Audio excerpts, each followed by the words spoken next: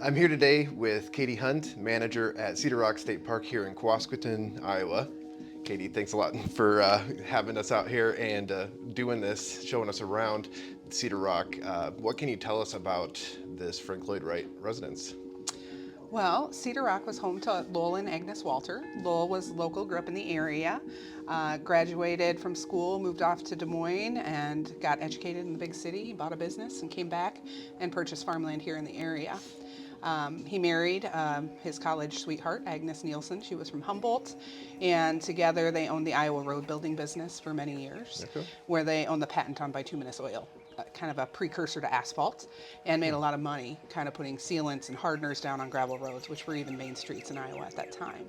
And over the years with that business, they collected a fair amount of money, and they would invest those funds into purchasing farmland here in Buchanan County. And they amassed just over 5,000 acres with land holdings here. And they were living in Des Moines, which today is about a 2.5-hour trip. They learned about Frank Lloyd Wright's work. They traveled extensively. They stayed in Frank Lloyd Wright sites, even in Japan, in the hotel there that he did, and were big fans of his work. So in the 1940s, when they were looking to retire, they commissioned him to design their retirement home here at home for Lowell along the banks of the Wapsipinicon River. So, Okay. Another fun word, Wapsipinicon. Wapsipinicon, yes, yes, the Wapsi. So one of the major rivers in Iowa, contributes to the Mississippi River just south of the Quad Cities, or near the Quad Cities. So, Okay. yeah. But he grew up hunting and fishing here in the area, so was a big fan of rural country life here. And they could have really afforded to retire anywhere they wanted in the world, but they wanted to retire at home. So they commissioned Wright to design this home for them in 1945. They spent a couple years discussing what they wanted and working with him to send him plans about the site and the property, topography maps, photos of the site, because Wright was incredibly busy at this point in his career. So he was in his 70s and 80s when he worked on this home, but he did come out here and see the house when he was working with the Walters. And he had one of his students who worked as a kind of an apprentice of his, who would rent a room in Quasqueton and stay here during the week and make sure things were done as they intended for the house. Okay. Kind of Monday through Friday. So they broke ground in 1948. Took them 2 years to build the home from start to finish, and then they moved in July of 1950 here at the property. So And how long did they live here? the Walters lived here basically seasonally from about 1950 until 1981 when Lowell passed. Okay. So kind of spring harvest or planting through harvest season for the farms, and they would enjoy some family Christmases here as well if they sure could it make was it beautiful, yeah. with the snow down the Yeah. lane. But yeah, yep. So, What would you say is the number one reason someone should come check out Cedar Rock? well, visitors really love to get kind of off the beaten path here. And when you walk into the Walter house, it's kind of like a time capsule to 1950, but with modern architecture that's stunningly beautiful, right? So it's like the Walters just stepped out for lunch or something, and you get the opportunity to enjoy their space that Wright designed for them here.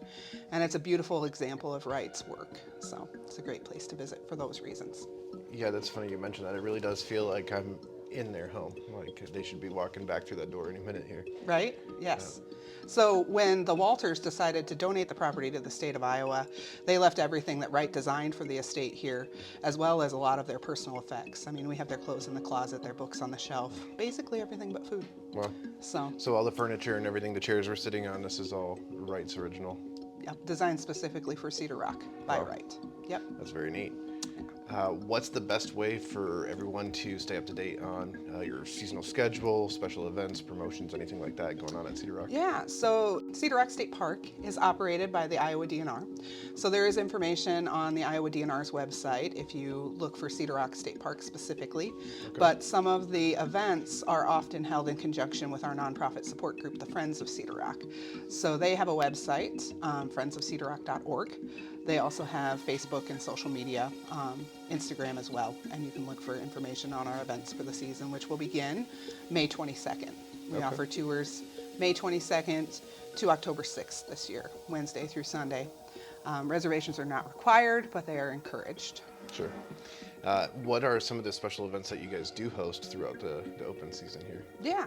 Well, Cedar Rock is more than just the house. We also have 426 acres that make up the state park. A portion of that is open to public hunting. Mushrooming is very popular right now. To start off the year, we have a first day hike, typically on New Year's Day. We have a snowshoe event that goes through some of the acreage of the property.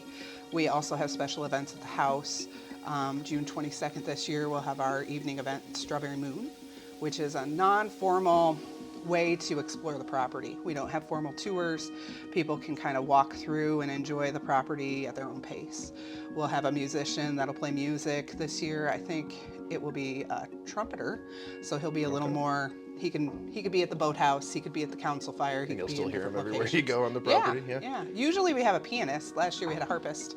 And when the windows are open in the garden room, from here, you can hear it. But it'll be interesting to have one that can kind of travel this year. Sure.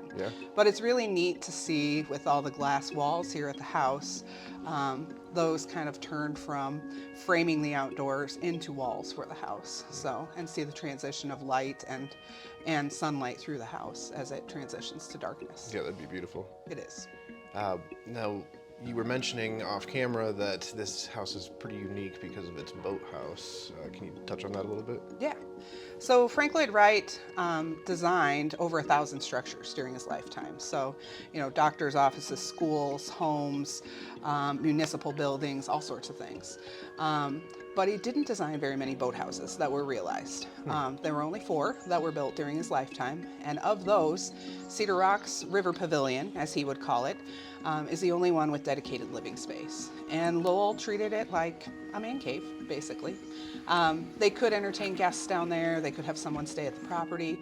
But Lowell's favorite thing to do was hire some kids from town to drive his boat into town, collect his friends, bring them out here and host poker parties down at the boathouse. So it was a great kind of party venue for the Walters. I'm sure it was. Yeah. The boat up at the visitor center, is that original here as well? Yes, yes. It is. Let me think here. It's made in Peshtigo, Wisconsin. It's a wood kind of Chris Craft style boat. It has its own kind of classic boat following online if you want to look that up. And the motor that's on it was, according to the Walter family, the fastest boat on the Wapsipinicon at the time. So it was a 33-horse Evinrude motor, and they made just a few dozen of those at that time. So it's a unique boat. But what's cool about it, too, is Frank Lloyd Wright designed the boathouse with this trolley track system and an electric winch. So you could pull the boat in and out of the river pretty easily. So as a retirement home, the Walters were in their 50s up until their 80s when they were here. So they wanted ways to enjoy the river, but also to enjoy life in a relaxing way. Sure. So the boathouse is a great spot for all of that. Mm-hmm. And I mean, all the views out the window here, it's just a stunning property. So it seems like they kind of had the best of the best in every aspect of their retirement. Absolutely, yeah. And like I said, when they worked with Wright, Wright was a Midwestern architect. He grew up in Wisconsin, and I think he really appreciated the relationship he built with the Walters when they were here. They literally could have afforded to retire anywhere in the world, but he admired the fact that they wanted to retire here in the Midwest, where they both were from, and build I think he described it as a piece of heaven off the beaten path in the Midwest. It feels like it out here, for sure. Definitely. Well, Katie, thank you very much again for having me out here and showing me around the property, the grounds. And if you haven't been out to Cedar Rock yet, come check it out. I'll leave the links below, and we'll see you out here.